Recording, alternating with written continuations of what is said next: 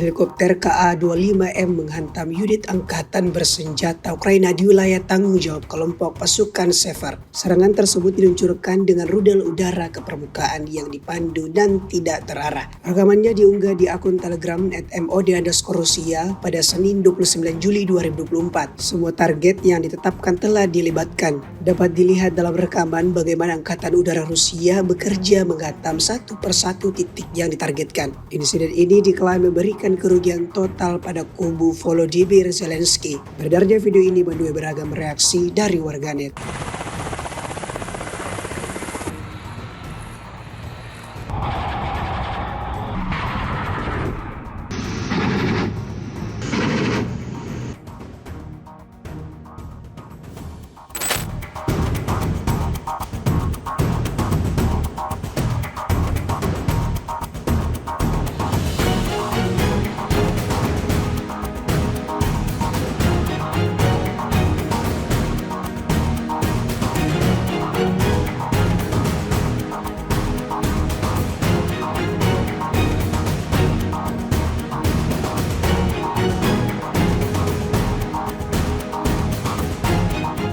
Download Tribun X sekarang, menghadirkan lokal menjadi Indonesia.